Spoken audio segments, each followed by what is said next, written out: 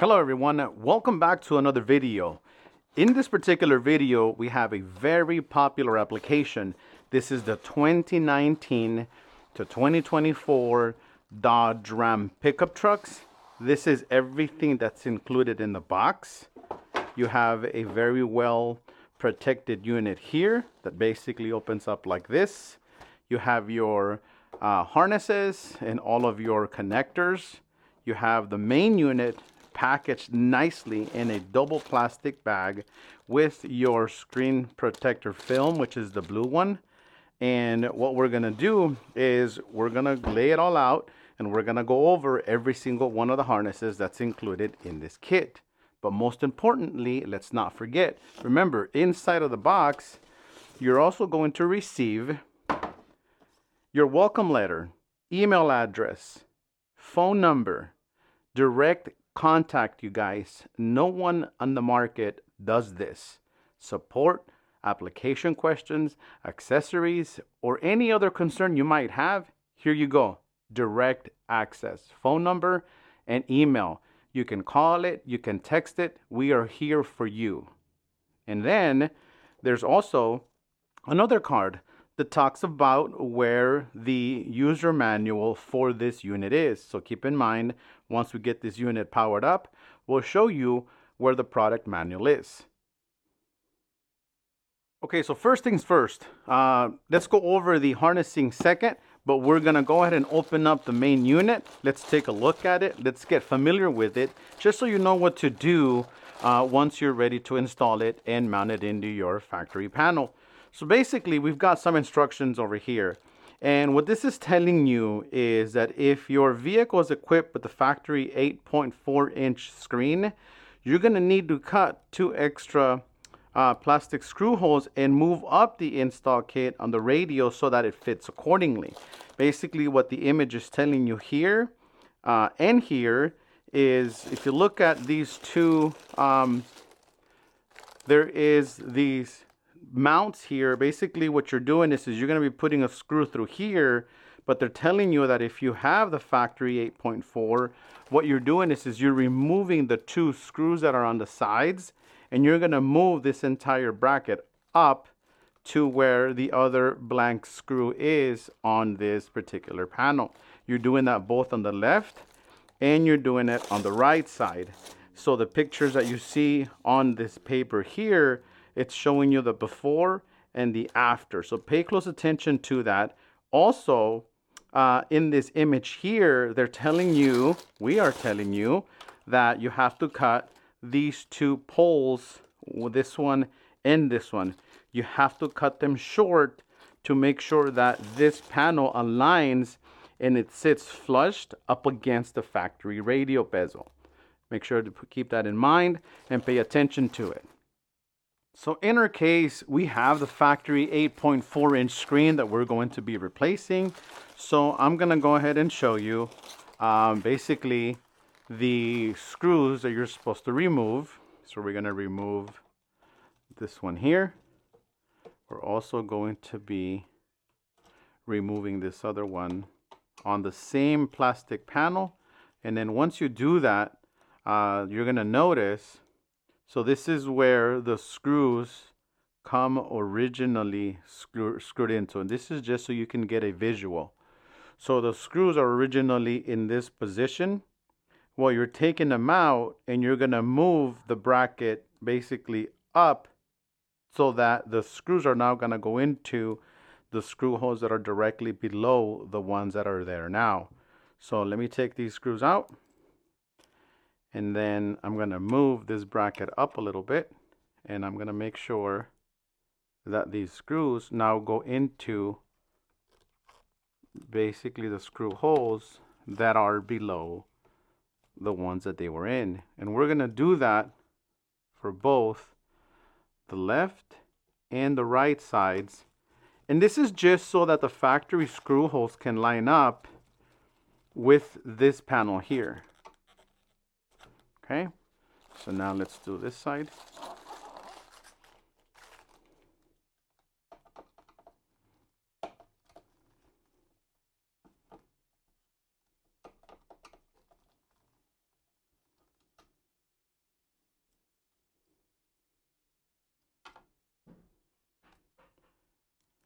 Now I'm also going to show you the two other mounting poles that we're going to be cutting. Be careful to not over tighten these screws into the plastic, because there is a possibility that if you over tighten them, you will strip them. So there we go. Both brackets have been done. And so this right here are the two poles that you have to cut so that this panel can line up with the factory bezel. You can use any snip to go ahead and cut those off. I'm a little more particular, so I like to be a little more precise. So I'm just gonna come in here and I'm gonna just slice a piece off of there. Let me walk around the other side, and I'm gonna slice a piece just like that. And that's all you really have to do. You don't have to cut much. This is basically how much of the pole I ended up cutting off, just so you get an idea.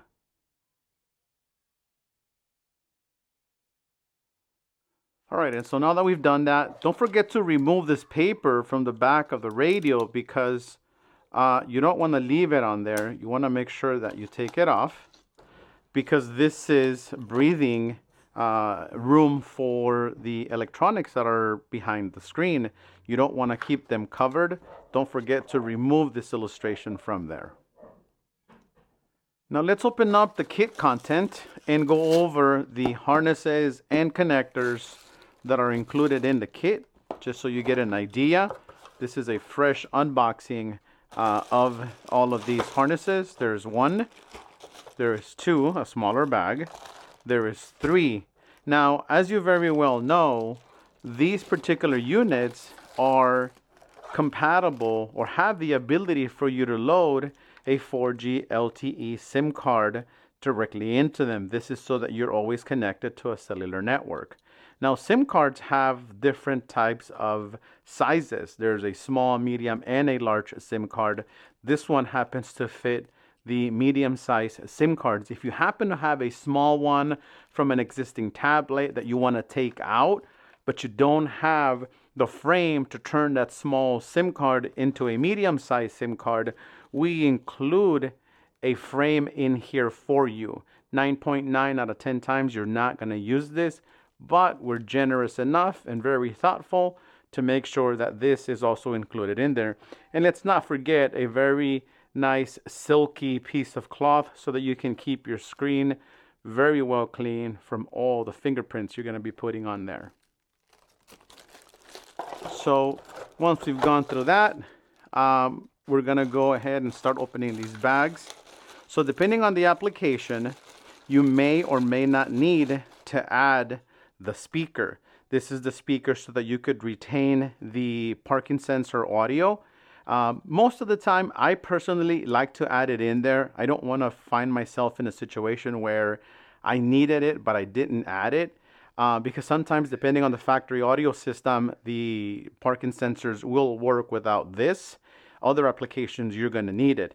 Well, in addition to the speaker, this is your CAN bus module. Remember, with our particular solution, you don't need a third-party interface to keep your factory steering wheel controls.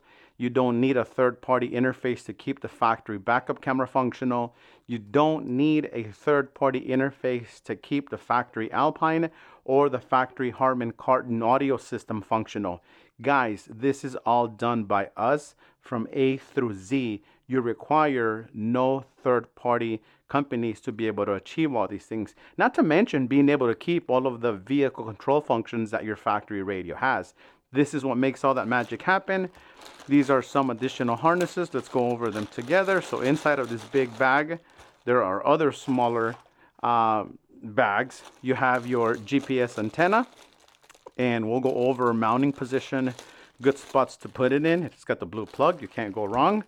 You have the Wi-Fi antenna. This is so that you could give the unit Wi-Fi hotspot from your phone to the new radio. Even though it has the 4G LTE capability for the SIM card solution, you don't have to. You could give the unit internet access through Wi-Fi hotspot from your phone. So you're going to need the Wi-Fi antenna. Obviously, we have an externally mounted microphone. Make sure you install this. Make sure you add this. Can you put this in the factory microphone location? You can. It's all a matter of personal preference. I personally don't recommend it because this is going to be rubbing in there. And when you're driving, talking to somebody, if this windscreen is rubbing against the inside of the panel, they're going to hear that, and it's very annoying. So you have here two different mounting options. You can stick this onto your windshield. Make sure you clean the surface very well before you do that, and then the microphone simply snaps in there, just like this. So you could basically put that against your windshield. You can mount your microphone, or you have this plastic clip that you can use to clip onto your plastic A-pillar and be able to do it that way. So those are the two mounting options that you have for your microphone.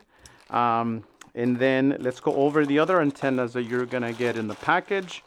The other antennas are your 4G LTE antennas. These have the purple connector on them. There is no 1 and 2. There is no left and right. Basically, there's two purple plugs on the back of the radio. I'll show you guys in a bit. So these could basically just plug into those spots. It's two purple plugs, 4G. They're labeled 4G, both of them. They don't have to be exposed. Remember, cellular networks work even inside of your house. So you don't have to have any of these antennas exposed. They can all be buried inside the dash. You'll be perfectly fine. So there is your GPS, Wi-Fi, and 4G LTE antennas. The additional harnesses that you're going to receive in the package, they're very useful because, they serve different functions. Here we have one that's off-white, yellow, or however you want to call it. It's off-white to me. This one's white.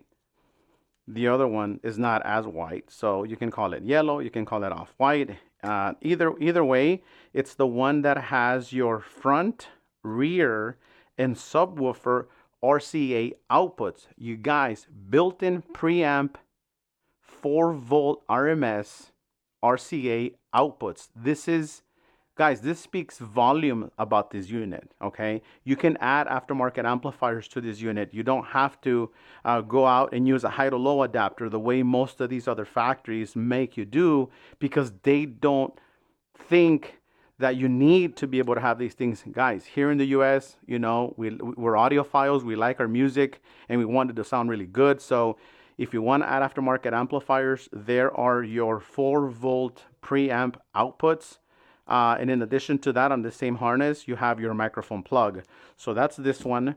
This is just an additional USB input. This is if you want to put videos, movies, pictures on a memory stick. We could go up to 1 terabyte on this input. Make sure that if you do go that high, it is a solid state hard drive, not a disk.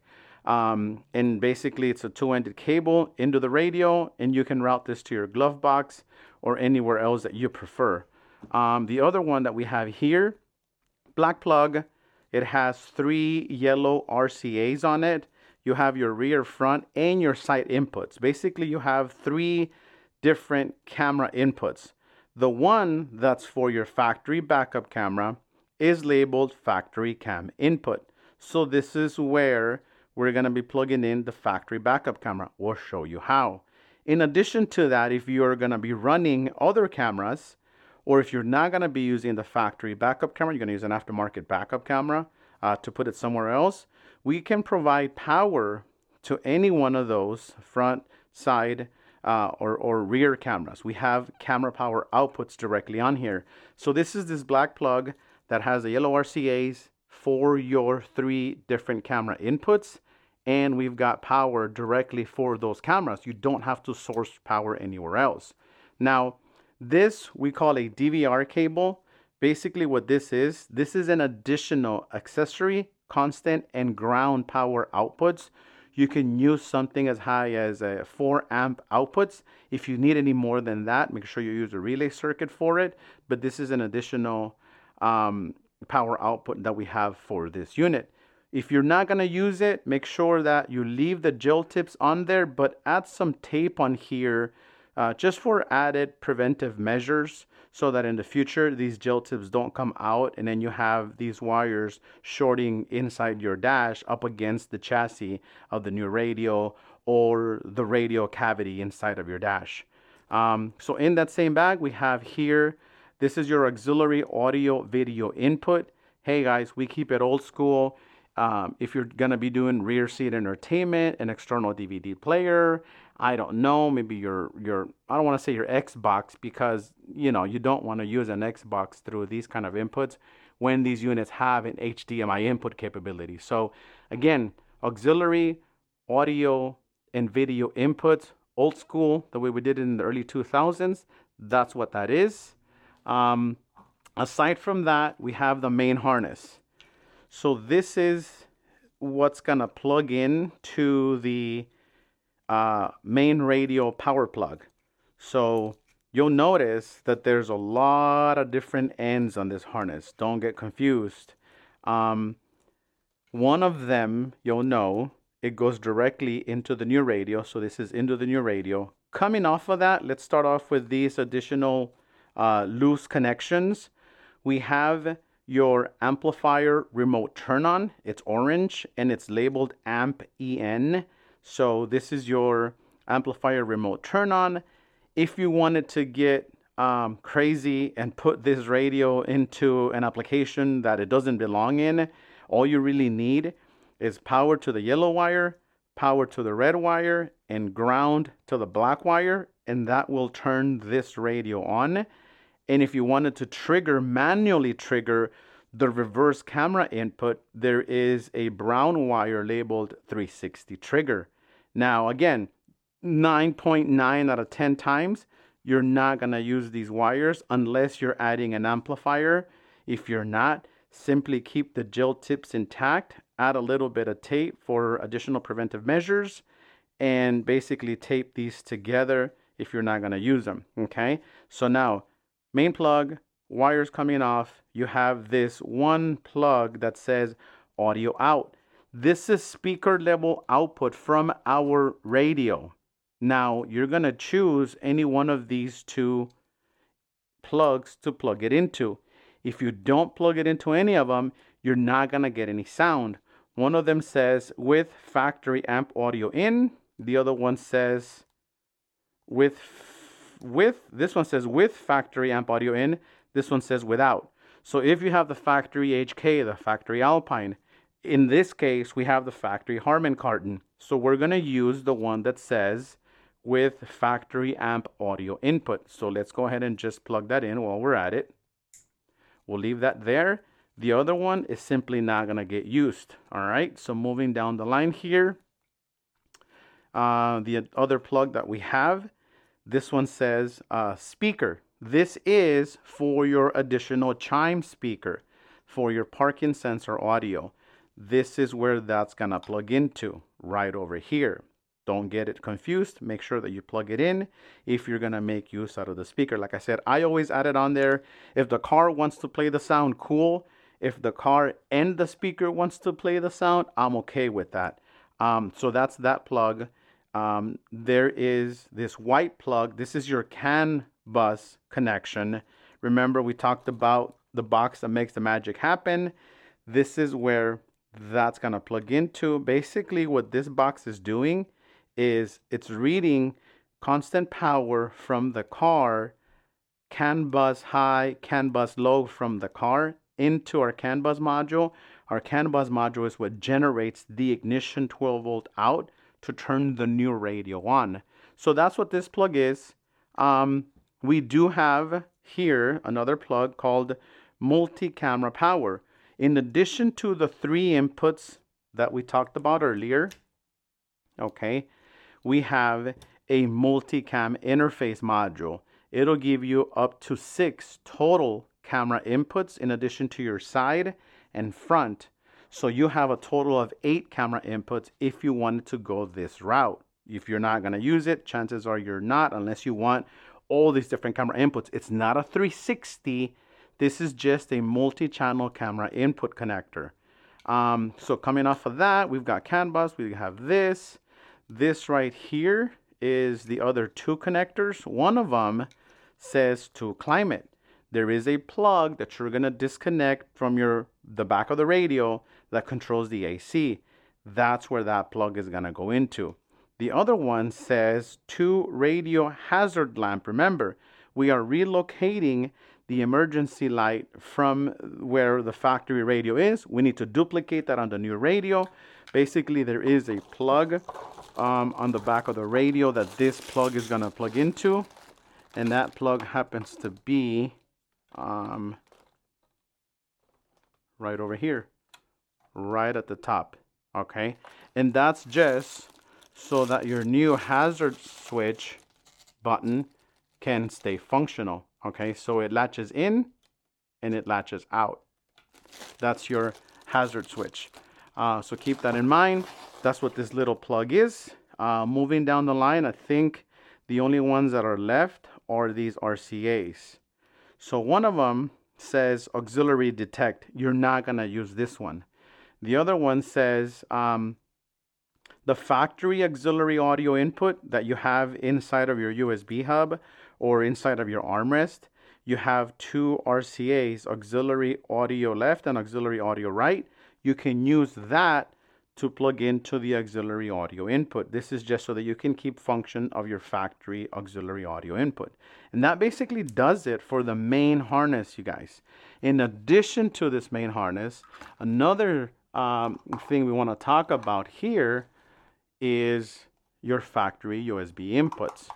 There's a red plug that has basically two cables coming off of it. Let me go ahead and just take this wire tie off just so you can get a visual here. So it's a three-ended cable, okay? One end goes into the back of the new radio. The other end is to keep your factory USB inputs functional so that they can continue to charge. And the other one, which is a longer cable, this is so you can do wired Android Auto. CarPlay in this case is only wireless. However, Android Auto is both wireless and wired. You can use this here to do wired Android Auto. So that's what this cable does, and that's what it's gonna do. This harness here, it says to CAN box climate cable, and so you have basically three different ways to do this. There is the other end of the CAN box. This is gonna go into the hazard switch plug, and my apologies, the one that's on the main harness actually goes into this harness right here. It says to hazard to radio. Okay, so this one's gonna plug in here.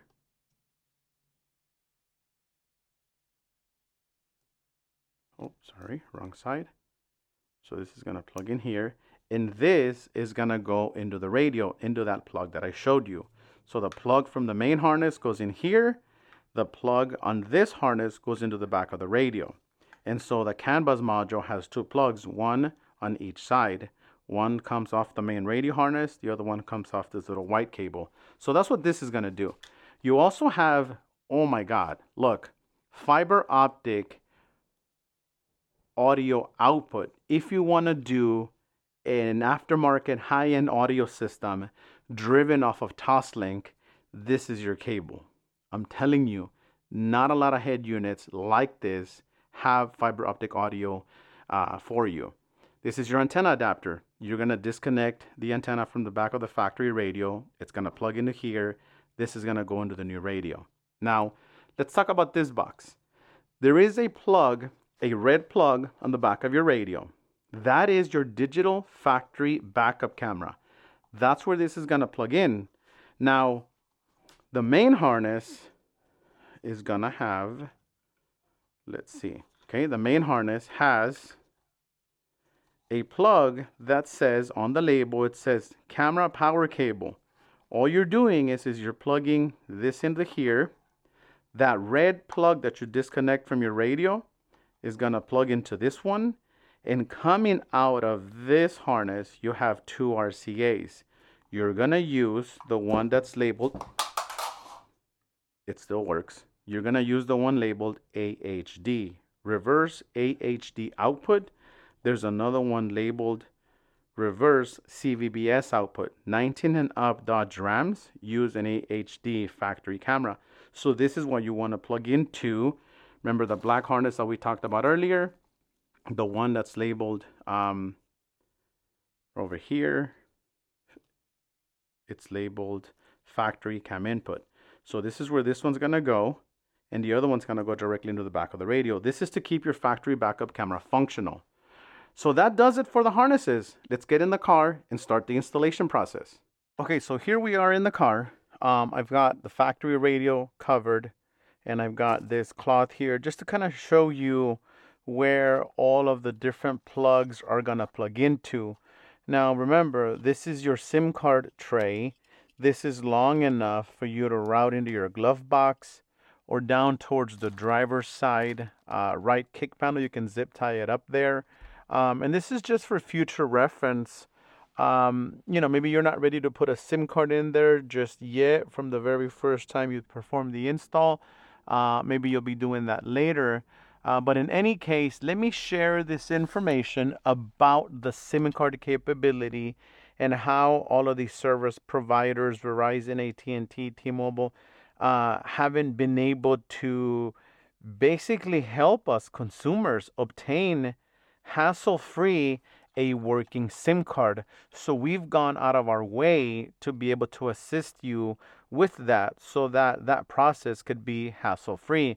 And some of you guys that have already gotten a SIM card from us and are using it, you know, go ahead and comment on there. Let us know how easy that's been and how functional it is. Like I said, hassle-free. So let me show you what I mean. When it comes to a data plan for these units, what's really happening out there today is a lot of these service providers are asking you for a IMEI number. Now the IMEI number that's inside of these units is unknown to a lot of these Verizon, T-Mobile, AT&T service providers because it's not a Samsung or an Apple unit, so they don't know about these units in their database. So it's basically useless to them. And if you tell them that you're looking for a data plan for a tablet, they're going to ask you for an IMEI number. So it becomes very difficult. It becomes a big hassle to get a SIM card from them. And once you do, you'll load it in there and it may work for a day, it may work for a week.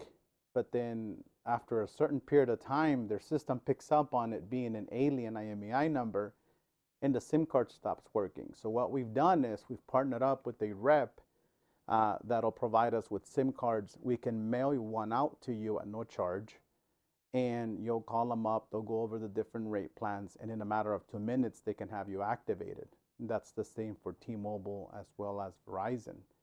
So what I have here, or having said that, what I have here is inside of the package, you're going to see this little SIM card tray.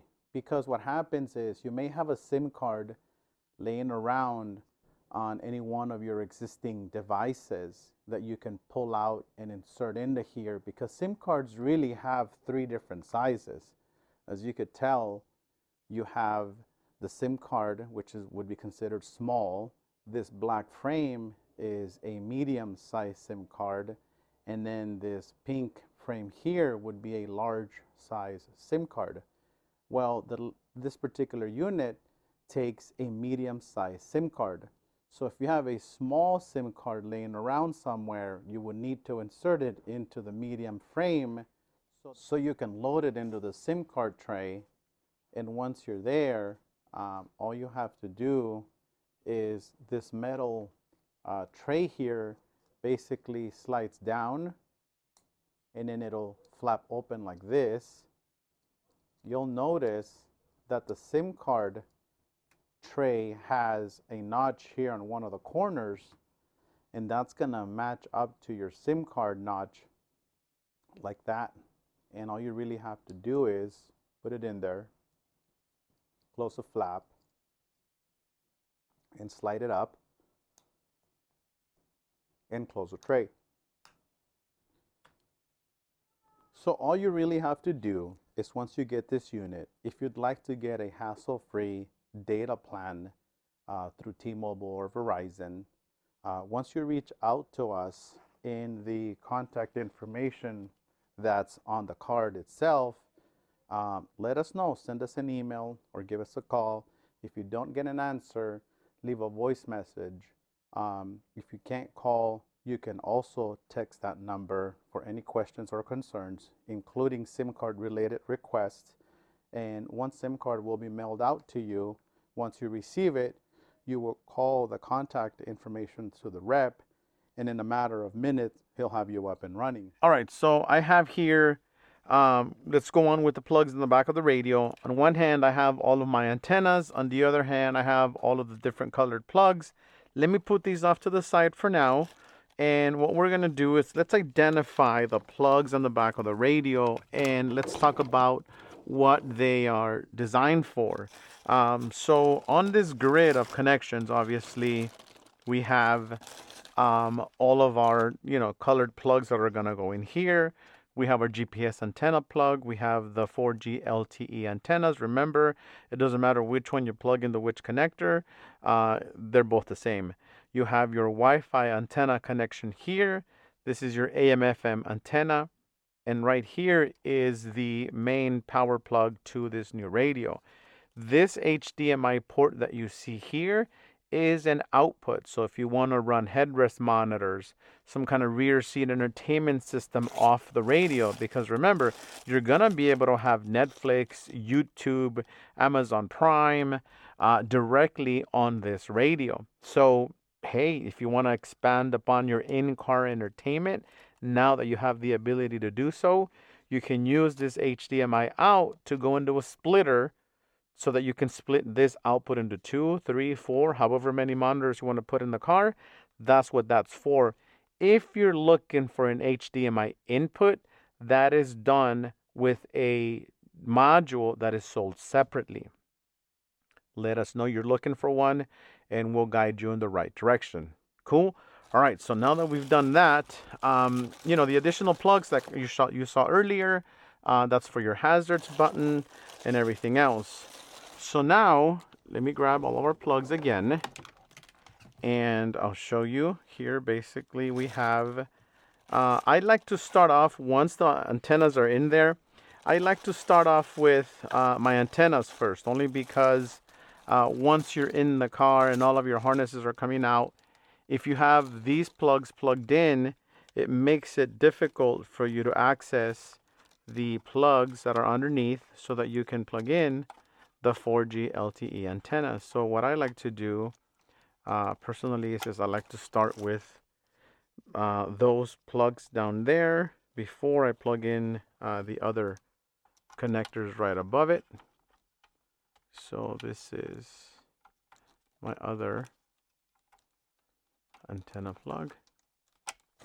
Okay, and so pay attention to where the colored plugs are gonna go. So then remember, we have our GPS antenna goes in here, and then we have our Wi-Fi antenna, which is a coax type plug that's gonna screw right in, just like that.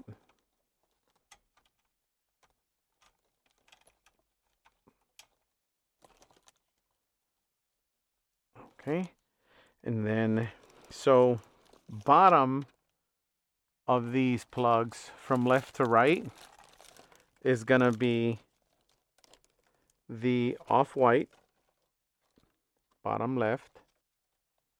Okay, and then right next to that is the white one.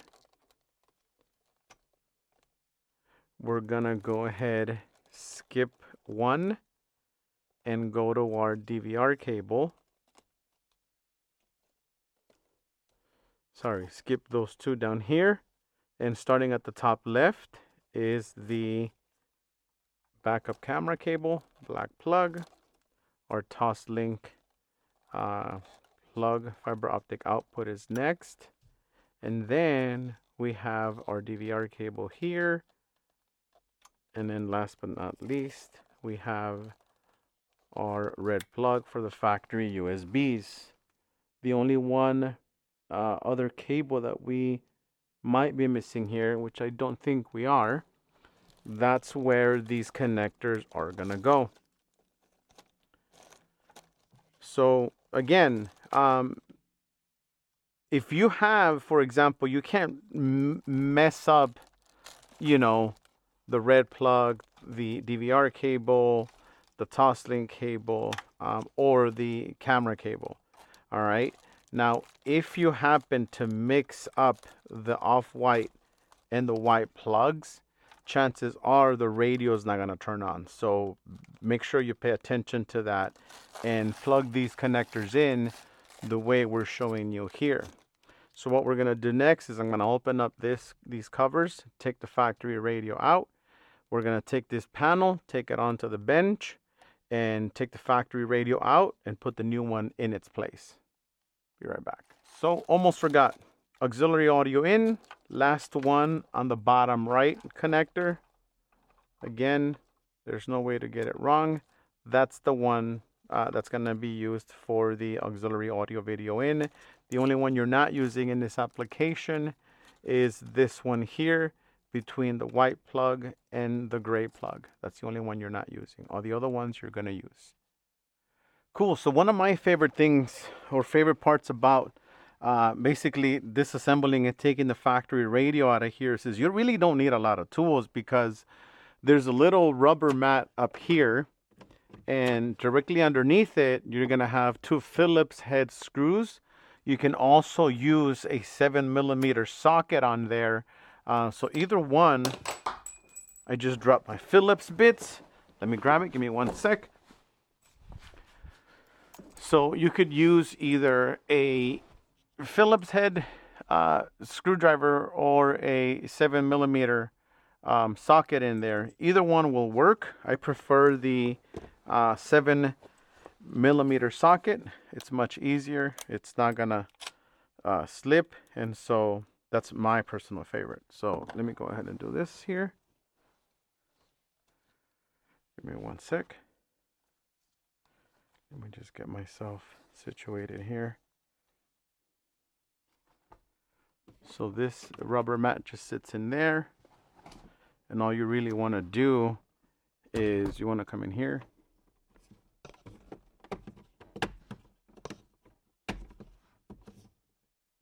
I just had it out. It snapped back in place. There we go.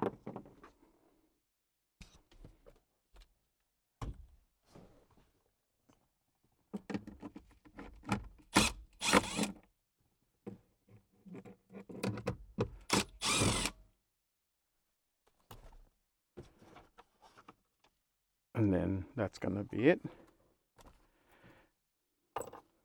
Now, the first time you pull this entire panel out, is a little scary because it feels like it's really tight on there, but you want to basically grab it, you know, from the top, and you want to give it a nice tug so that it just basically snaps out of place like this.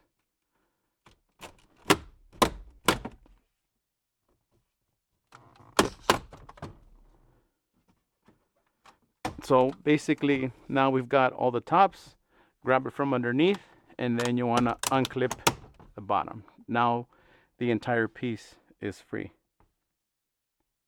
All right, so now that we've got this all loosened up, we're gonna start by disconnecting the DC 12-volt power plug behind this port, and then we're going to be disconnecting the plug from the back of the radio.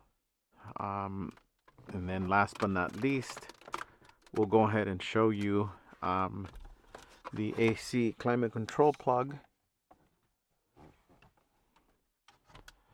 I like having a flathead screwdriver handy. This one here, you're basically reaching and you're pushing down to pull it out. Next, behind the screen, we have two plugs. One is our climate controls, and I'll show you here in a little bit.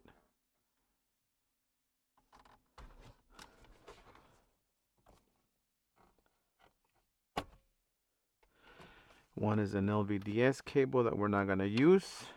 So I'll show you here just like this.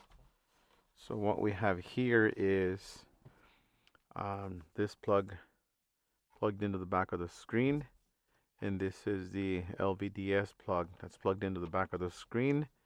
And then we have the AC climate control plug. And we have the switches down at the bottom, the ones that turn on and off your parking sensors. Be careful with these two. They look almost identical. The only difference is the locking tab. One of them is for your screen you're not going to use. The black one that came out of your factory AC climate control plug is the one you are going to use. So if anything, grab a piece of tape and then just cover the face of this plug to make sure that you don't mix them up. If you use this one, chances are your AC is not going to work. Your hazard button is not going to work. So make sure that you don't plug this one in. And this is where they came out of. So this is just so you could see the back of the radio. Well, the radio is actually still here. This is just your screen. LVDS plug, plugged behind the screen. Your AC climate control plug down here. And then you have your switches down at the bottom. And this is where the DC 12 volt socket plug came out of. Let's take this out of the way. We'll start disassembling it and show you how to put the new radio in its place. All right, so I covered up the dashboard here so you guys get an idea. I want to be able to put the dash panel that has your screen and the climate controls here.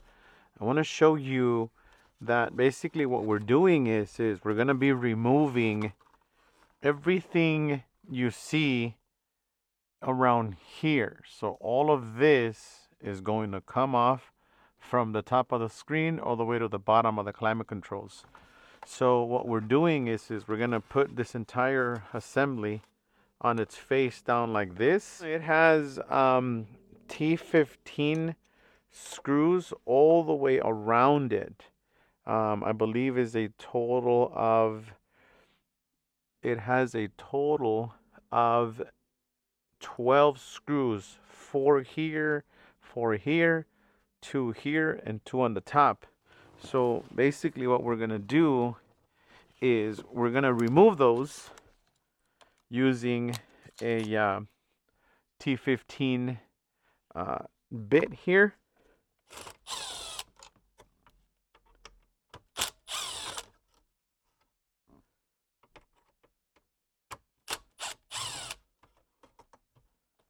And just like that, we have removed them all. So once I lift this up, we should be able to unclip down at the bottom. There's these 2 clips. You have to basically push down on them so that it can release from underneath. And then the top piece is basically wedged in, so it'll slide down just like this. So now you have the area where your new screen is gonna mount. And this is the old screen that was there, which is getting replaced. This is where your new 13-inch screen is gonna go. So now I'm gonna grab the new 13-inch screen and I'm gonna peel back the blue just a little bit. I'd like to keep it on there. This is the last thing that I remove, only because, you know, I want to make sure that I don't, you know, mess or leave any fingerprints on the screen. So I'm just going to lay it over the radio here on the bezel, but make sure you feed your your SIM card tray in there. And I'm just gonna lay it down like this, And I'm looking on the side here just to make sure my fitment. Remember that this piece here, this basically slides under. So don't just lay it down. You gotta come in from underneath, slide it up, find the sweet spot. If you need to flip it over to take a look, I would recommend that you do so. So if you want to do this, so that you can get that piece right there latched in place.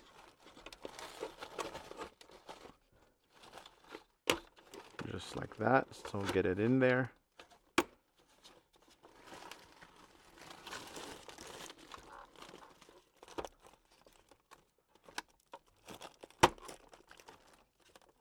Okay.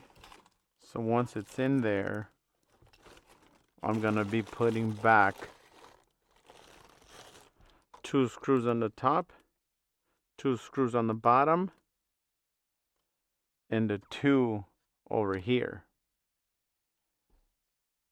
So now let me grab the 2 T15 screws. Start with the 2 on the top.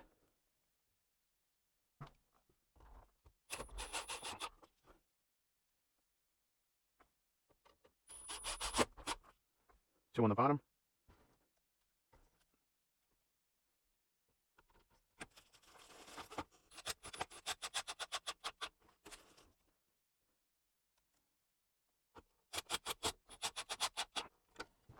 Okay, now that I have those, I'm going to look at my fitment here. And it looks like it's where it needs to be just by inspecting all my edges to make sure that it all lines up very nicely, both on the left and on the right sides. So now that that's in place, let me add a couple more screws.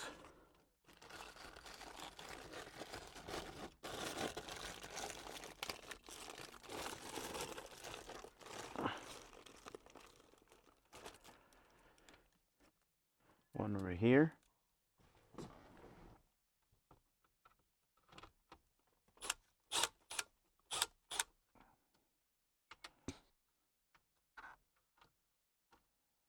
And the other one right here.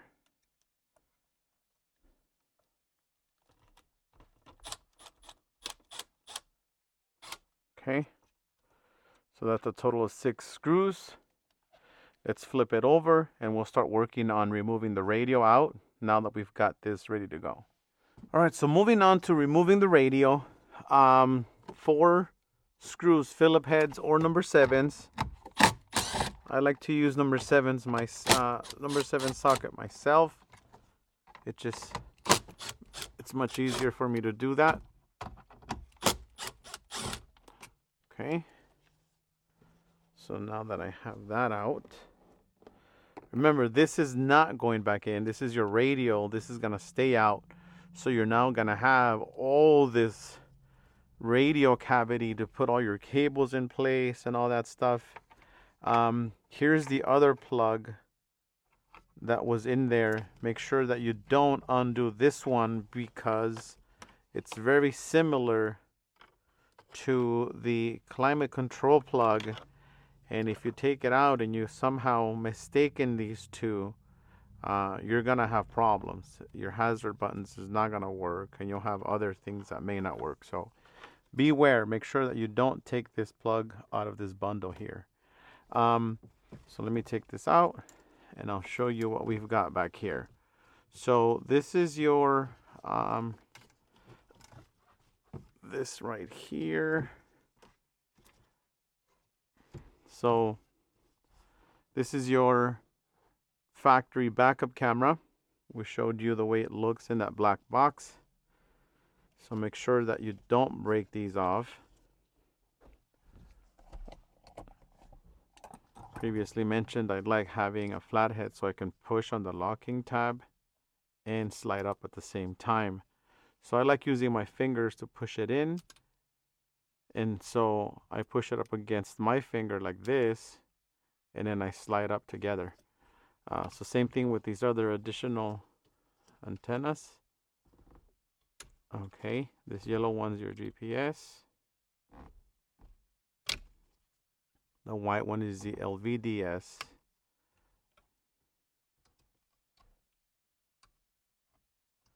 Multiple pins in there. Okay. Factory USB is this gray one over here. So out of all these plugs, the only ones you're going to use is your, sorry, this white one is your AM/FM. This is your AM/FM, the white one. And your red factory backup camera. These are the only two you're going to use. Everything else you're not going to use. And the main power plug and the factory USB. So here is the factory USB. And here is the main power plug, just like this. So this plug is latched in there. So what you're doing is you're pushing on this tab, grabbing the whole thing, and with your thumb, you're pushing on that tab back to be able to lift the whole thing out. And so it's gonna unlatch itself out. And that's it. Down at the bottom, this would be another antenna, and the white one here is your, this is your LVDS cable. This one has multiple pins in it. Push the locking tab and slide it out.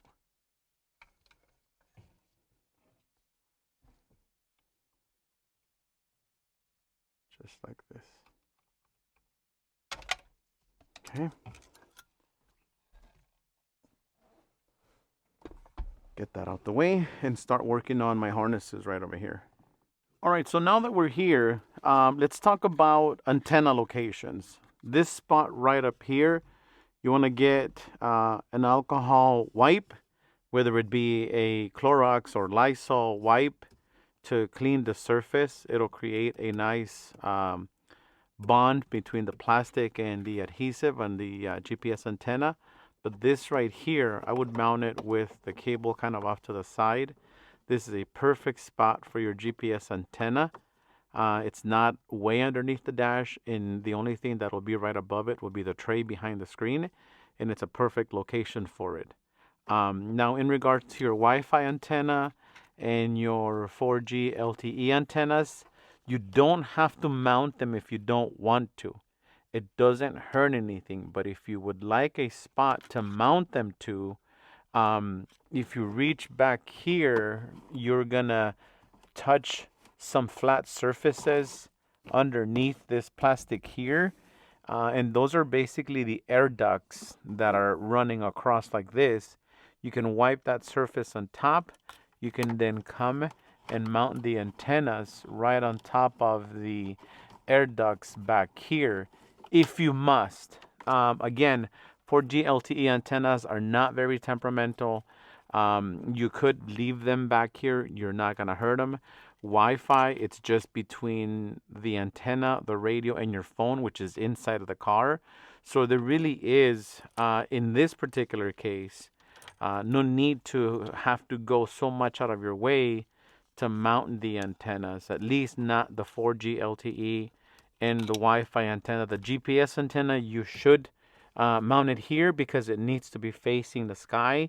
GPS antennas are temperamental, so you want to make sure that you do mount those and that you mount them up as high on top of the dash as possible. So just for obviously video purposes, I'm going to be plugging in the antennas for now without mounting them. We'll put them in here for now just to give you an idea. Once I mount all of the antennas in place, what I'd like to do is all my excess, I like to zip tie it to an existing wire harness just to get it out of the way. That way it's not so bulky. And the only thing that I bring out is the antennas like this. Now, the other thing that I bring out along with these antennas, just so that I don't forget it, is the microphone wire. So the microphone wire is one that I would basically run up the A pillar here on the driver's side. I like the windshield type mount, like this one here. It's less intrusive. It looks better. You can hide it a little more.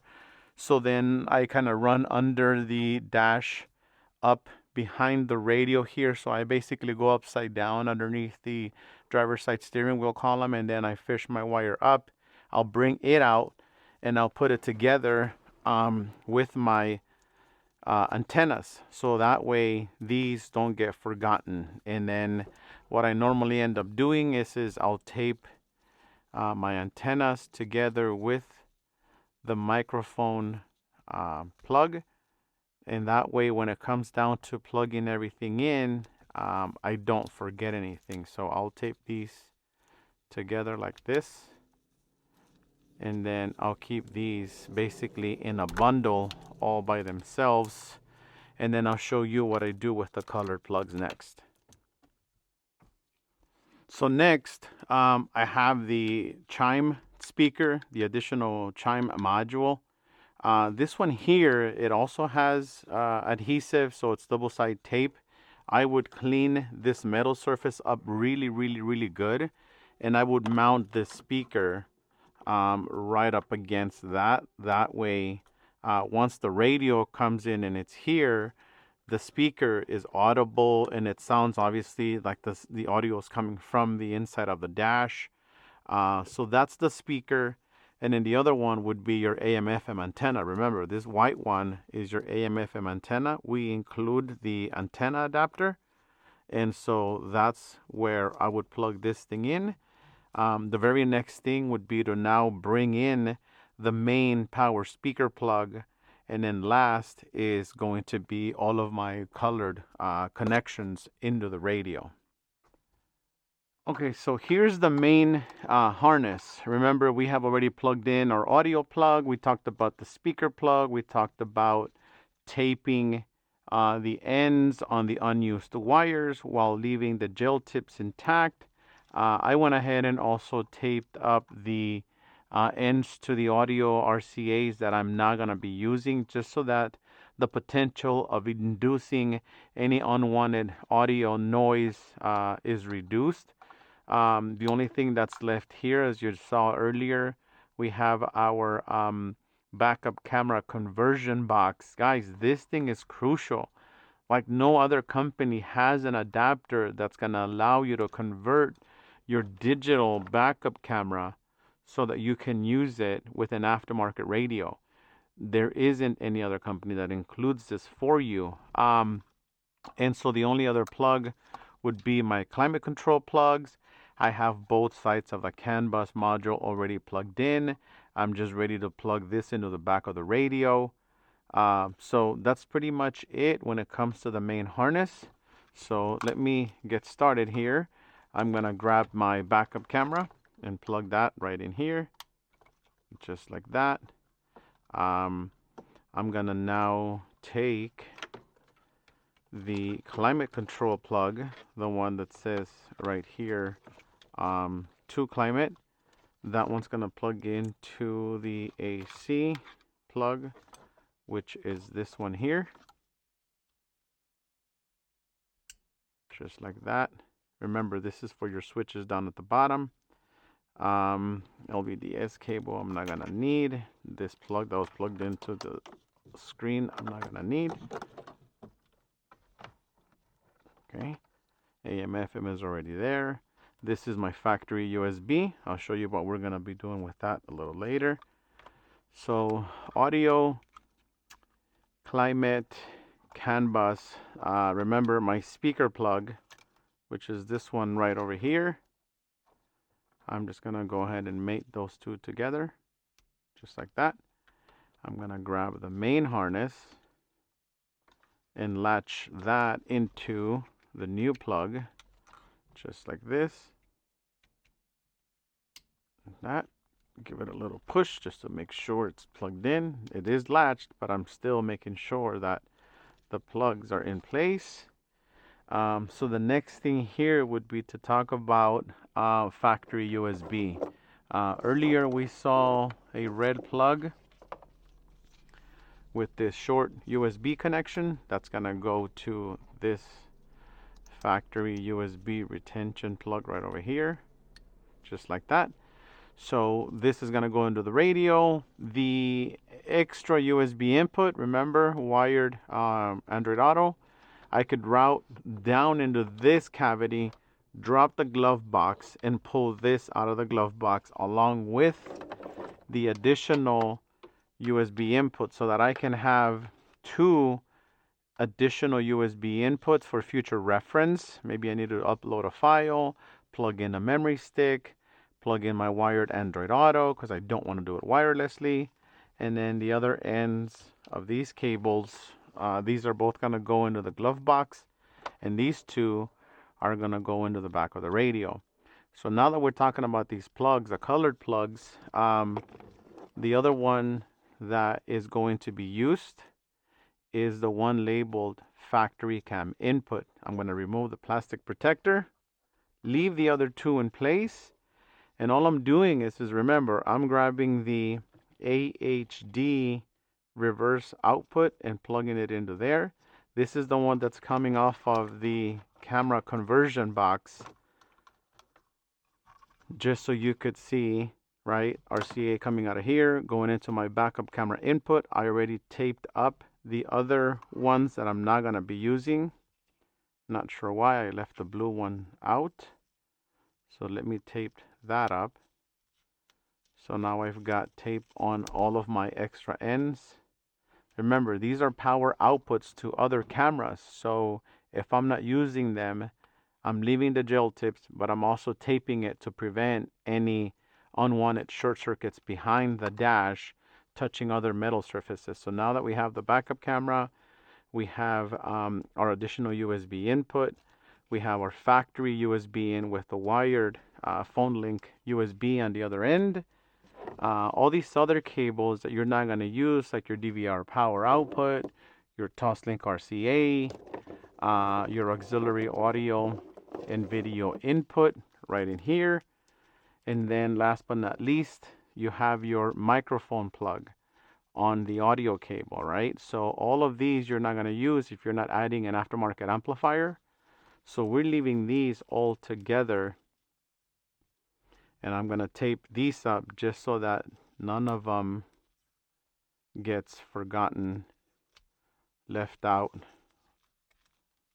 Okay, so I'm going to make sure they're all the same length, and then I'm going to tape them up just like this. Nothing too tight. You still want some flexibility on them. And then remember, I have my microphone and all of my antennas. This is why I tell you to tape things together, because they're easier to find. So I'm going to plug in the mic. And then typically what I do is I like to add some tape around the plugs just to keep them from coming undone accidentally in the process of shoving all the harnesses in there while getting all of these connectors plugged in. So now that we have our antennas, all of our additional plugs in place, we have the main harness plugged in, I'm going to grab the entire radio assembly, put it into my hand, and start plugging things in. Alright, so here we go. Bit of a different angle. We now have everything plugged into the back of the radio, all of our colored plugs, the main power plug, the hazard button plug at the top of the radio. The only thing left, we have all of our antennas plugged in, our switches down at the bottom are plugged in. The only thing left at the top would be the DC 12 volt power plug, which is going to be last. It's the green one there at the top. So let's go ahead and now flip this thing over up against the dash so we can start putting the radio in place and turn the ignition on to get into the settings. Alright, so we're only going to snap one side just to kind of hold it in place, and all of the plugs are plugged in. We should be able to pull the blue cover out and turn on the ignition. Remember, besides the blue protector here, there's also this plastic temporarily screen protector here, so keep that in mind. Those are the bubbles that you see down at the bottom. It's because we have that on there still. But this is basically what our new 13-inch screen looks like, you guys. Let me go ahead and turn the ignition knot, not just accessory, but I'm turning it on to ignition just to make sure everything comes on. And there's our initial boot up screen. You're really only gonna see this maybe the first time that the unit powers up. I'll show you where the rest of the settings are just so you can get an idea. We'll give it a second here to turn on. In the meantime, I'm going to reach for the factory AC climate controls, and I'm going to show you what you need to pay attention to so that you know what to set your AC climate controls to. For example, in this case, the factory climate controls has 2 temperature controls. That means that this is known as the auto AC climate controls. We have heated, cooled seats, heated steering wheel. So we got to make sure that we enable those. That way they work on the new setup. And so again, this is an auto AC climate controls. It's not a manual where you only have 1 temperature, you have 2. So I'll show you where to go to make sure that initially it is set up correctly.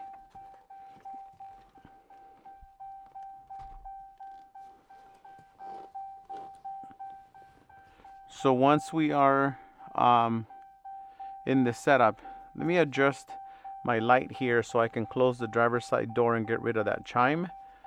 Give me 1 second. I'll be right back. All right, so here we go. Ignition's on in the vehicle. Home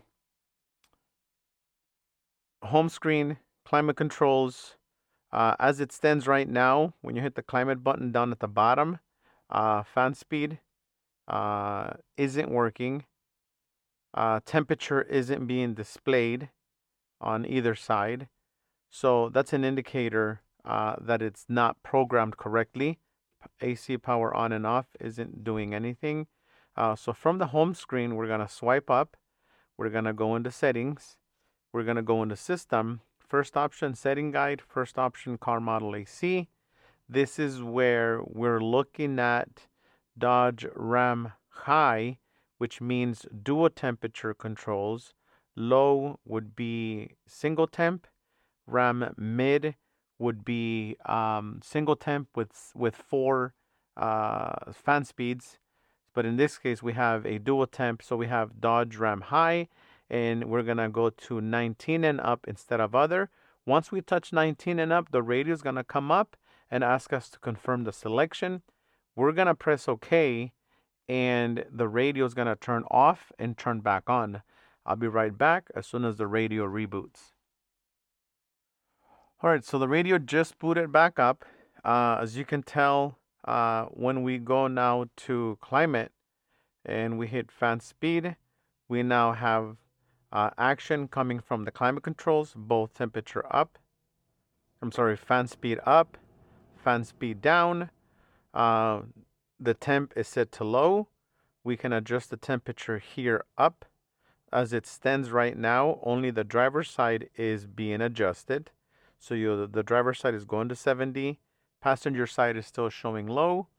What we're going to do is inside of our climate page, there's a button that says sync.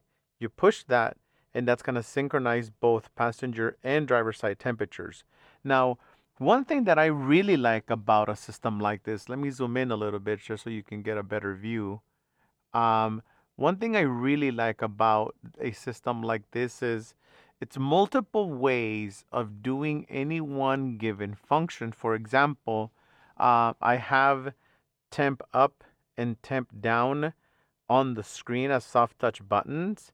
I also have temp up and temp down as hard buttons. So while I'm driving, yes, I lost my knobs, but I still have my temperature up, temperature down buttons, as well as instead of necessarily going into the climate page so that I can then adjust my fan speed, I have fan speed up, fan speed down as hard buttons over here. I can turn on the AC on and off. And this is the AC compressor. I can turn the entire thing off by pressing this button. So I don't necessarily miss all of my knobs and all of my buttons. I still have hard buttons. I still have things that I could reach for to make it easier for me to operate my climate controls, even though I now have a bigger screen that is all touch as far as functionalities go. One other thing that I wanted to mention is notice that when I hit climate, this page sort of times out by itself every so often. Well, this particular setting is user selectable.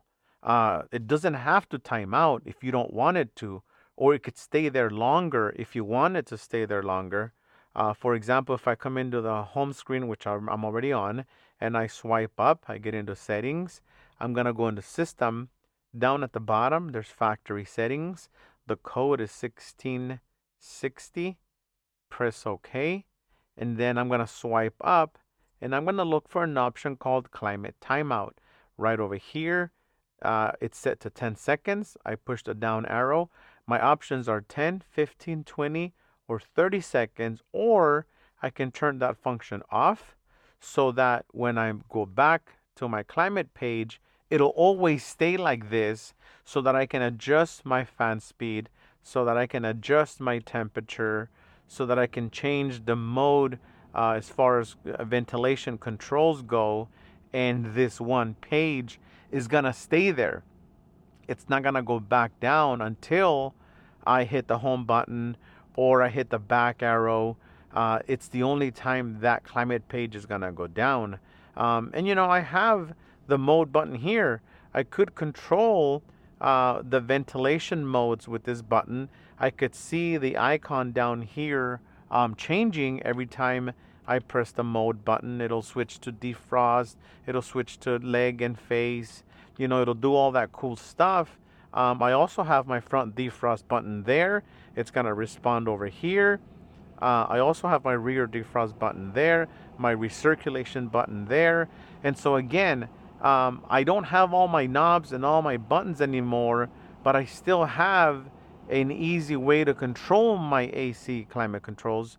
I don't necessarily feel like I miss my knobs or I miss my buttons. I still have them here with me. So that's in regards to the bottom part of the screen and the climate controls. Now, if you move up to the next row of buttons, we have a home button, we have a back button, we have volume up, we have volume down. You can touch this and do volume up, volume down. You can swipe down and do volume up, volume down. But remember, we also have volume up, volume down on the steering wheel controls, which is what I'm doing right now. This happens to be, I'm pressing and holding volume up, I'm pressing and holding volume down. So there's multiple ways of controlling any one given function. To the next, so if you push the center speaker, that's actually a mute function. So if you touch it, you'll see that basically that's a mute function. You can touch the speaker there, you can touch the speaker here, and basically perform the same functions. To the right side of the volume up button, we have 4 squares. This is going to open all of my applications. So pressing that button is the same thing as swiping up from the home screen. The right next to it, you press it once, and that's going to open all of the different applications that you have running. My settings page is the only one that I had. So if I went up, and let's just say I opened up the Play Store, hit the home button, I then went up and I opened up my music player, and then I went to the home screen and then press that button. Now you're going to see all the different apps that I have running. You can hit clear all at the top, or you can swipe up and kill every single one of the applications that way. Now, I want you to also notice how responsive this is. You guys, 8 gigs of RAM as far as processing speed. This is why it's so snappy. This is why it's so touchy, because it has high processing power. So then moving over to the right, like we talked about the button, it opens up all of the pages that you have open, all of the apps that you have running. The screen is divided into 3 sections from these buttons up. You have the weather widget. You've got your music application, whether you're playing CarPlay, Android Auto, or USB input from the a memory stick or a thumb drive. This is going to give you your status of what you're playing. Or even if you're playing the radio, I'm going to mute it, and you go to the home screen, you have your radio there. You could switch presets by going like this, or I'm pressing the preset up, preset down button on the steering wheel controls, and as you could see, I'm changing from preset 1, preset 2, preset 3, preset 4. The middle button on the preset up, preset down of the steering wheel controls is basically band. So I'm going from FM1, FM2, FM3, AM1, AM2. So that's the middle button. The middle button on the steering wheel controls for volume up and down is my source button. So I just went into USB. I went into music. I'm now in video. I'm now in Bluetooth. I'm now in auxiliary audio in. So I'm basically going through the different audio sources right now using the middle button that's in between the volume up, volume down buttons. So again, multiple ways of controlling different functions. So let's go back to the home screen. So that's going to be your status as far as the audio that you're listening to. This part here is going to be your Google Maps. It's blank right now because one, I'm not connected to a cellular network through 4G LTE, and two, I'm not connected to a Wi-Fi signal. We're going to connect it to a Wi-Fi signal in the next couple of minutes so I could show you how this works. As well as the weather widget, how we can set it so that it locates us, it finds us, so that we can get that going for you too. But now those are the three sections that the screen is divided into. This home screen is not adjustable. You can't modify it. You can't change it. It's pretty much set the way it is. But now let's move up to the icons right up here. Starting at the left, this is a manual brightness setting. There's a total of 3 different settings. So this would be low, mid, and high. That would be the highest. Sorry, let me readjust the angle here just so you guys see what I'm doing up there. So again, talking about the buttons right up here, there is a sun or a, like a light. You push it and it gives you 3 different levels of brightness. That's just quick on the go brightness adjustments. You also have the ability to swipe down, and this is a manual dimmer function.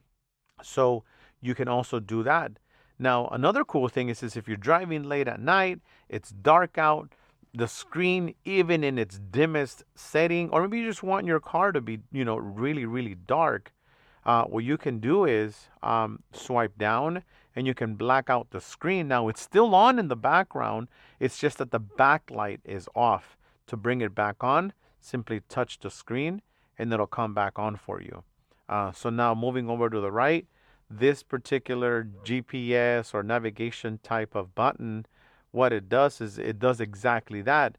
It's going to open Google Maps in its entire page. Let's go back to the home screen. This is your USB audio input. This is your Bluetooth phone. This is where we're going to go to pair an iPhone so that we can use CarPlay. This right here is your USB video playback. So you have music, videos, or movies on a USB thumb drive. This is where you would be plugging that in. This is the audio source for that. And then to the right of that, basically what that does is the same thing as these 4 squares down here. So to get to those apps, you can swipe up from the home screen. You can press those 4 squares, or you can press these 4 squares. That's how you gain access to all of the apps that you have on this radio. And then over to the right, we have this is your Apple CarPlay Android Auto application. This is where you tell it you're pairing an Apple iPhone through CarPlay or a Google Android Auto device. And as you can tell, also to the right of the screen, right over here, let me move that down just so you could see a little better. To the bottom of the screen, you're gonna see the icon to the right of it. This is USB in and Bluetooth. That means that Android Auto is both wired and wireless. When you switch to CarPlay, the Bluetooth icon is the only one that shows. That means that Apple CarPlay is only wireless. Now, another very important thing to know about this app is to the right of the Bluetooth indicator, there's a hexagon. You push that, it's going to open up a list of menu options. And in those options, one of those options is allow auto boot. If you turn that on before pairing your phone to Bluetooth, what's going to happen is the minute your phone pairs to Bluetooth, this app is going to open up and it's going to launch CarPlay. When you get out of your car and you get back into your car, this app is going to automatically launch and CarPlay will always auto connect to your phone. So it's going to be the very first thing that opens up and connects when you pair your phone up to it. So again, this is optional. If you leave it off, what's going to happen is you're going to come in, you're going to pair your phone up to Bluetooth, your phone's going to connect, it's going to stay connected to Bluetooth, but it won't do anything else like connect to CarPlay until you come in here. Let me just dim this a little bit so you guys can see it better. It's going to connect to Bluetooth. CarPlay is not going to open up until you personally come in and launch the CarPlay application by pushing that button or swipe up and launch the CarAuto app, which is your Apple CarPlay Android Auto application. So this is when CarPlay is going to open up. But if you have set that setting to allow auto boot on, the minute you connect to Bluetooth, CarAuto is going to launch, which means CarPlay wants to play. You get out and you get back into the car, CarAuto is going to launch, and it'll be the first thing that your phone does is it's going to connect to Bluetooth, and then CarAuto is going to launch and connect to CarPlay. Again, that's all optional, but this is how the screen is laid out. Besides that, you guys saw this function right over here. This is to turn on, turn off Wi-Fi, turn on, turn off Bluetooth on the radio. There is no control to keep this page from popping back up by itself. The home button basically does the same thing. It does the same thing as this one. The back button does the same thing as the back one. The 4 squares in the upper right do the same thing as the 4 squares here, the 4 squares there, or swiping up from the home screen. Those 4 squares do exactly the same thing. Then now this button here, this is you pressing and holding it. This is going to turn on the Wi-Fi hotspot function. We talked about the SIM card functionality of these radios.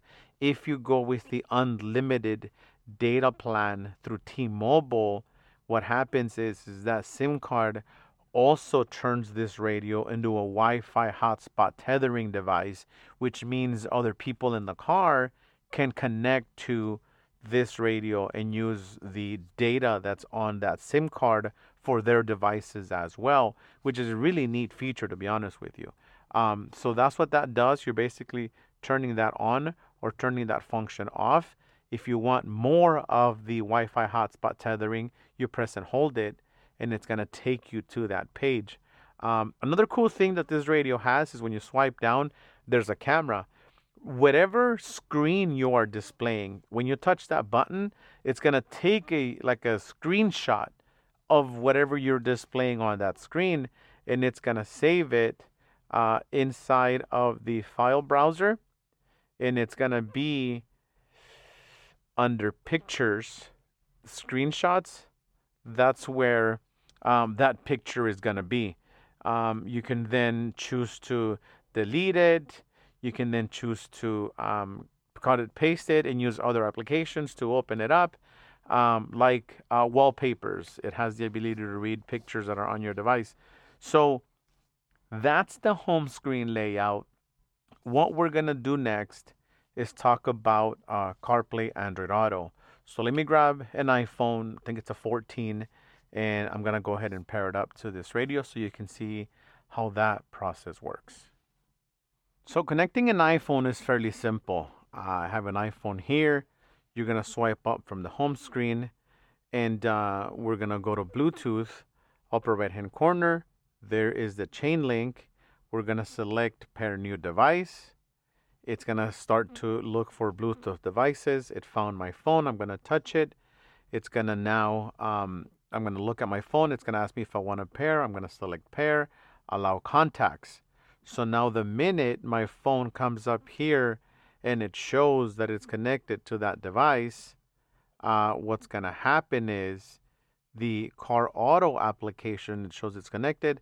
CarAuto applications, because I left it in allow auto boot on, it's gonna come and ask me if I want to use CarPlay. So now I selected use CarPlay on the phone. CarPlay is loading. Bluetooth is still connected. The minute CarPlay takes over, you guys, I don't know if you know this, but the minute CarPlay takes over, Bluetooth disconnects, because at this point, Wi-Fi from the radio is keeping the CarPlay connection happening. Same thing on my phone. I was connected to my house Wi-Fi network. The minute CarPlay launched, I no longer have the Wi-Fi connectivity on my phone.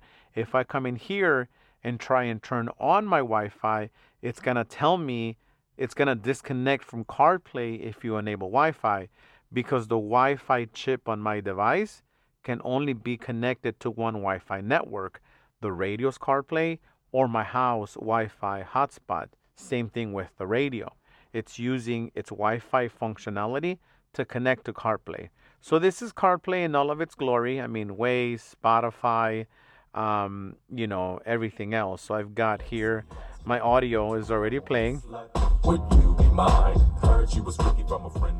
So there's my volume, right? So again, this is already playing YouTube music, I believe. And so my map is already divided. I can touch here and it'll be all map. I can come in and select the different views or the different applications. But other than that, I mean, here is CarPlay. What I'm going to do next is I'm going to disconnect, delete this iPhone from the radio. I'm going to grab an Android device and I'm going to pair that to this radio so you could see the Android Auto process. So I'm going to start here by turning on Wi-Fi, selecting to disconnect from CarPlay. Once it disconnects from CarPlay, I'm going to turn off Bluetooth here. I'm going to come here, turn off CarAuto. Inside of Bluetooth, under previously paired devices, I'm going to forget my device. There's nothing there. I'm going to go grab the Android phone, come back and show you how that process works. So what I have in my hands here is a Android device, and the pairing process and Android Auto functionality process is identical to pairing an iPhone. So you would go to Bluetooth, you would then go to this chain link on the right side, pair new device. It's scanning for new devices. It already found my phone. It's gonna go ahead and ask me here on the phone if I want to pair with it. So I'm gonna select pair. So once it shows here that it's connecting, allow to contacts, and then it already launched the CarAuto app and it's in the process of pairing the Android Auto functionality. And so right now Android Auto is loading. And so now here we go. This is Android Auto. And these are, this is now what this is all data communication from the phone to the radio. Once Android Auto takes over, it's the Android Auto app. It's the CarPlay app. So these are all the different views, different apps. So if I come here and touch the map, now it's going to give me that as a view. Touch this, go from there. And so this is Android Auto in all of its glory, but those steps are fairly simple. This process is fairly easy. So what I'm going to do now is I'm going to come and turn off Bluetooth so that Android Auto can disconnect. Oh, it's trying to turn it back on. Let me go here, turn it off. I'm going to then come in here, kill the CarAuto app, go back to Bluetooth, previously paired devices, and delete that phone. Forget that device. So now Android Auto is disconnected, and that's how easy it is to pair these devices. The next thing I wanted to show you is an additional, we talked about brightness settings. iOS devices have this thing called eye comfort setting, and I believe that Android devices do too. Well, on the screen, when you go to settings and you go to system, you select Android settings. Under display here, there's an option called night light. I really like this function because at night it makes it very pleasant to look at. It's basically an eye comfort setting where it'll remove the blue tint from the screen. You can put as much as you want or as little as you want, and it basically gives you this yellow tone on the screen, so it makes the screen at night very comfortable to look at. Again, this is an additional feature, an additional function that is in here, and so you can schedule that. Let me go back in there. You can turn it off. You can hit the schedule so that it only turns on at night and off during the day. So ultimately, those are all real good features and functions to have. Now, this unit also has, I'm going to go here to radio just so I could show you. So right now, the lights on the vehicle are off. At night, when the lights in the vehicle come on, the unit has a night mode. Let me turn the lights back on. So the unit has a night mode. And again, it's very pleasant to look at because it's basically, a all black screen. Let me turn the light off in here so that you could see what the buttons look like when they're lit up. So these are the climate controls on the left and on the right side.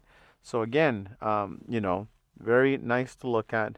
Nice little graphical shooting stars in the background. And you can change this setting. Let me turn the light back on, and I will turn the lights in the car off so you can see what I mean here. So now the lights are off. Here comes day mode.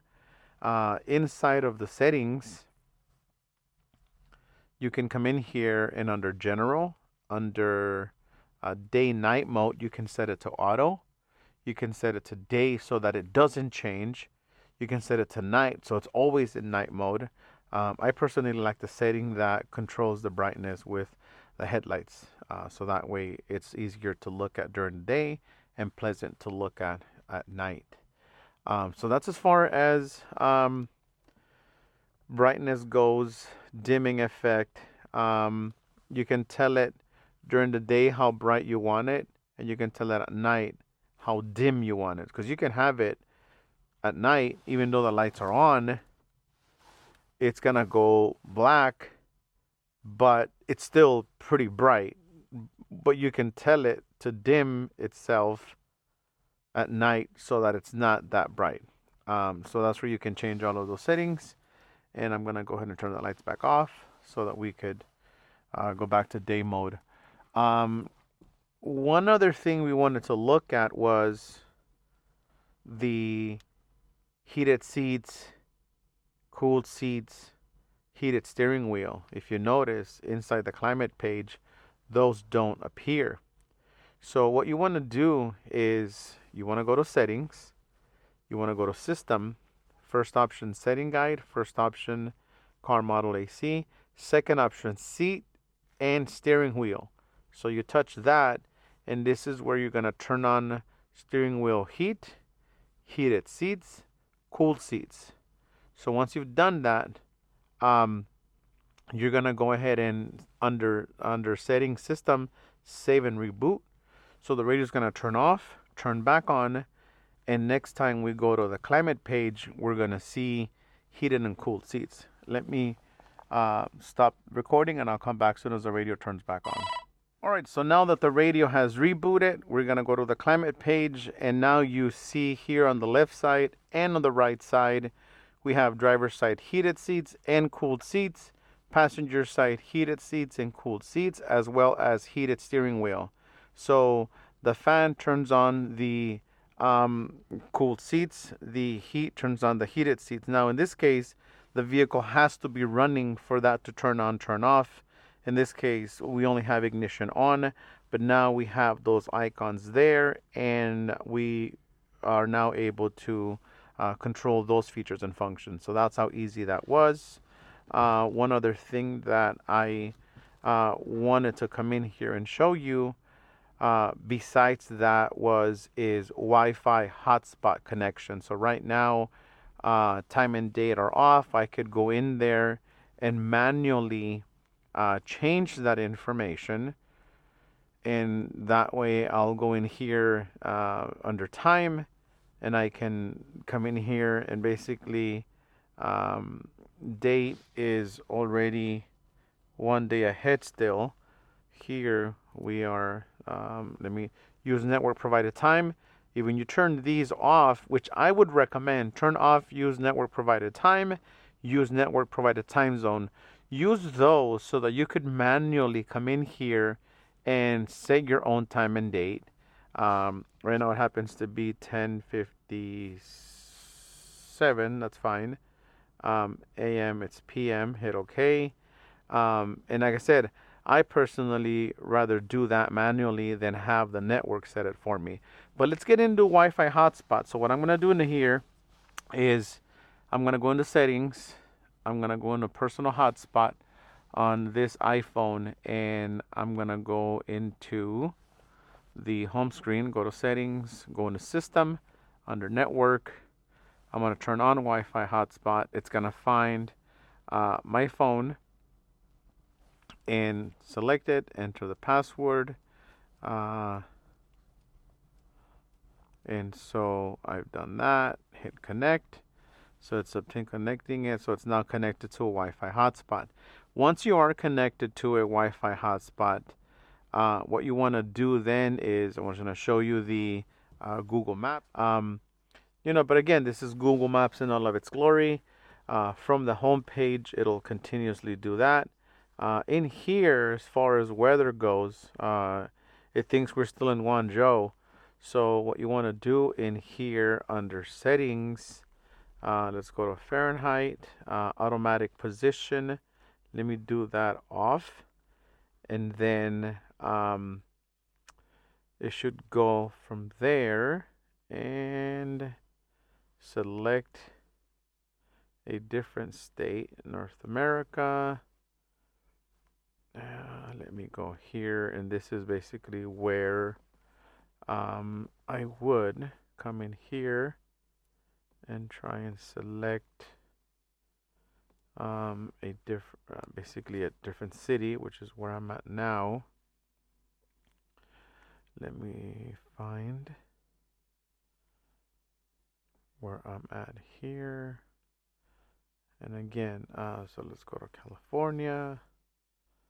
And then we're looking for, not Marietta, we're looking for Moreno Valley. Let's see here. And so we're basically looking for our location. If it hasn't already found us by the time we find our city, then it may have already found us in the process of me doing this. So I'm just looking for so I see that, and so okay, so current city, Moreno Valley. And so now it's already my home screen. So now I am in Moreno Valley, and it's now giving me temperature out here. So again, that's basically how that's gonna go. And once you have connected to the satellites and you got your location, that's how this setup is gonna flow. Since we are connected to a Wi-Fi hotspot device, um, I could easily log into Google Play Store, but what I wanted to show you most importantly is once you turn on Wi-Fi hotspot to be used for internet connection, um, CarPlay is not going to work because it's either Wi-Fi hotspot for internet or the Wi-Fi chip for CarPlay. Remember earlier, it's one or the other, not both. And this is why we added the SIM card capability so that you could then basically have the best of both worlds so that you can have um, internet and CarPlay at the same time. Because personally, my two favorite functions to do is, for example, under Chrome, I'll go in here and I'll do, let's just say I had the app, right? So then what I would do there is I would go to YouTube and then I would find a music video to play. And let's just say I decided, I want to watch this one here, for example. Let's wait for the ads to go away. And so then once that happens, my video begins to play. Let me fast forward it a little bit. So then I would normally use this function here. And then I would press and hold this button, this one, and then I would share that screen with Apple CarPlay. So now I've got split screen between YouTube videos and mapping for CarPlay. That's how I normally use this feature, and I don't necessarily use the Wi-Fi hotspot, but I would use CarPlay and I would use YouTube videos. So split screen is my favorite way to do these type of screens just because of their vertical format. You take advantage of all the real estate so that you can have maps on one and internet on the other. The white line in the middle, you swipe down for YouTube to take over, you swipe up for CarPlay to take over. So I'm going to do this, do that, and then come here. I'll do that right here just so that I could go back to this page.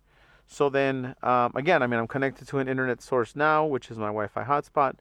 So that's one way to give this unit internet. But remember, with a SIM card in here, I would have the best of both worlds. Everything Google, everything browsing, the Ring camera system at home.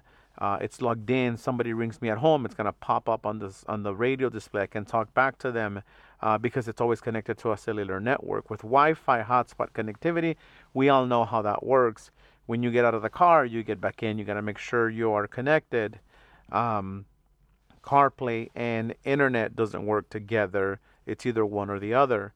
But that's just the nature of the Wi-Fi chips in all of our smart devices. All right, so next what we want to talk about is we want to talk about vehicle control functions. Now remember, your factory radio had certain vehicle control functions. So inside of your home screen, you swipe up, you go to the car settings app. Under car settings, these are some of the things that your vehicle has the ability to control. For example, under safety and driving assistance, you would have your parking sensors information, if you had blind spot detection, traction control, basically traction control off, traction control on, vehicles not running, I'm inside of a garage.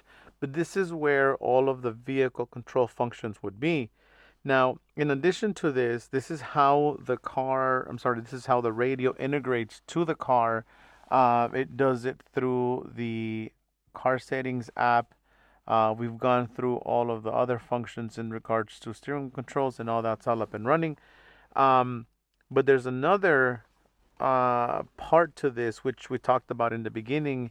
It's the user manual. It's the product manual. So in here, there's an app called Foxit. And in here, you're going to find .dram PDF and everything as far as a user manual for this unit. You can look at all the vehicle, all the features and functions, harnessing, connections. And again, this is what we do just to try and save resources and not having to print booklets that people are gonna basically throw away. In this case, this is always here. Um, Now, other than that, any other feature function that I think would be important for us to see, to know, is one of my favorites. It's actually the DSP application. I mean, I'm an audiophile myself, so having a 16 band EQ from 20 hertz all the way to 20,000 hertz, being able to set my own presets, being able to set my own waves, and then coming in here, hitting save, selecting preset 1 to save it under, hit save. Now I can come in and do all this and do whatever. I can always go back to preset 1 or custom 1, which is the one that I created. Or I could go left and I can control if I'm adding aftermarket amplifiers. I have my subwoofer gain control. I have my subwoofer crossover settings, frequency. I have my mids. I have my highs. So then besides that, I would have staging for time delay. So if I'm in here by myself and I wanted to put the sound stage right at the driver's seat, I would adjust that number to number 3, maybe even number 2. That'll be better. If it's 2 of us in the car, then maybe I would want to put the stage somewhere in the front on the dash so it's more enjoyable. But having these different things, like I said, it's super valuable to a unit like this. And this is my front and rear independent gain controls. Some amplified systems only use the 2 fronts to handle everything. So at that point, you're not going to have the fading capability. But, being an audiophile, I would probably then add, aftermarket amplifier subwoofers or something like this. It's something that I would probably do. Again, guys, if you have any questions, any concerns, but this is basically the gist of it. We'd like to get into details so that by the time you get a hold of this, you can treat it, you can use it as if, you've owned it for such a long time and you know exactly what to do, how to use it, how it works. And again, it's so that you can enjoy it so much more by the time you buy it and receive it. And again, don't forget, we're a text message, a phone call, or an email away. Talk to you guys soon. Let us know if we missed anything. We'll be more than happy to assist. See you on the next one.